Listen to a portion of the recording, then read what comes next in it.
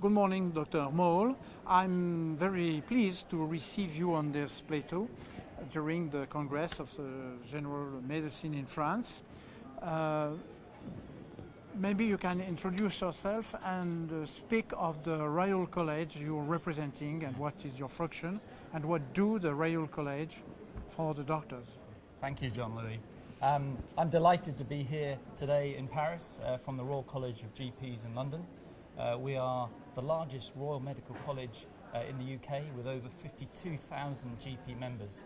Our college is a charity and this means that we have a charitable object which is to raise the quality of care in primary care for all patients in the UK. And it's our aim to introduce quality initiatives such as through training, through qualifications, through CPD, to help our GPs to be the best that they can be for their patients. What proportion of all practitioners, 25,000, represents? Roughly 3/4 of all GPs in the UK are members of our college. It's a voluntary membership. The college produces documents, guidelines and so on by itself. Yes. Is it possible to give some explanation? Yes, the college produces many guidelines for many different clinical conditions and will work with other organisations in the UK to produce quality of care statements. We are very proud of our position on many areas of care for our patients. An example may be around collaboration. So how do we work together with other specialists? How do we work together in the community? For example, collaborative care. We have put guidelines and a framework together in how to work with other colleagues in the community, such as physicians, such as other nursing colleagues, to bring things together, to integrate care for the better of patients.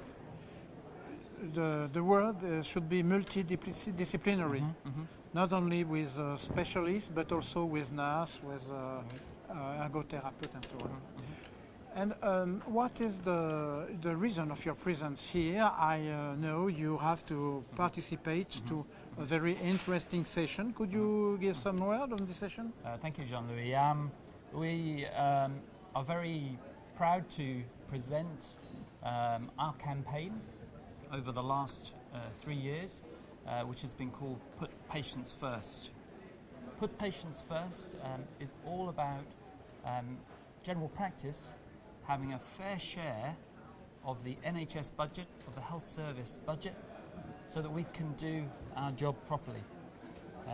For us to have enough time with our patients, for us to be able to manage the ever-increasing complexity of patients, particularly elderly patients who we are struggling to manage in a very short consultation time.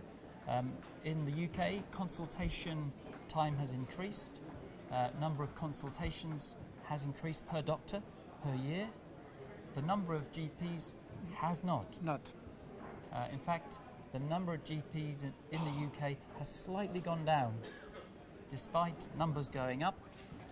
We know that workload for an English GP has gone up by over 15% in 5 years, and yet the number of GPs has slightly gone down. This is not sustainable and it's not safe. It's not safe for patients. We have campaigned very hard to have an increased share of the NHS budget, and the government in England has agreed to this. Not to everything we have asked, but most things. This is a big breakthrough for us, but we now need to ensure that they actually deliver on the promises that they have made, despite a very difficult economic background. Could you drop some word on the way this campaign runs? What are the targets, for instance? But key components of any campaign is to get your patients behind you, is to get the public behind you and have a very high profile. Our campaign started with a petition signed by over 300,000 citizens, delivered to the Prime Minister.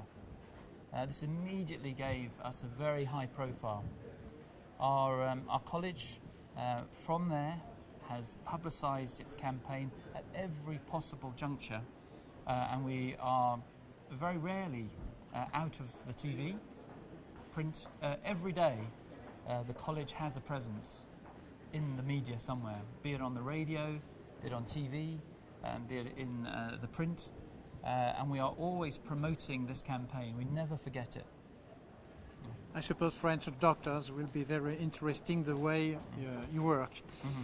What is the future of your action? What do you intend to do in the next few years? I suppose it's already started.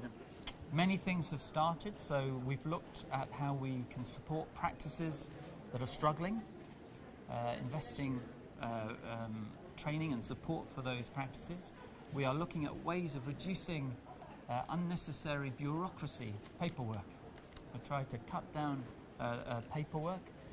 We are trying to train and recruit an additional 5,000 GPs in England by the end of 2020.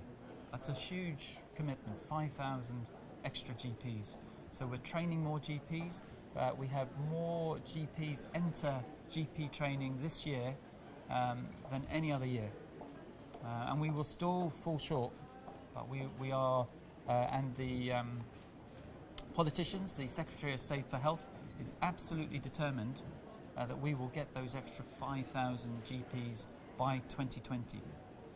So all this packaged together will make our profession sustainable, but it will allow us to actually give the care that our patients need, which will also help the NHS to survive. Because if general practice falls over, if general practice fails, then the whole health service will fail.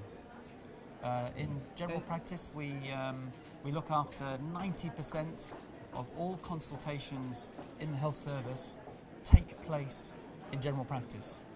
If we struggle and more goes into secondary care, the hospitals will fall over. Maybe French GPs dream of, but we can hope that it will be reality the same as in England, in UK. Thank you very much for Steve for attending this interview, and have a nice convention. Great pleasure. Thank you very much.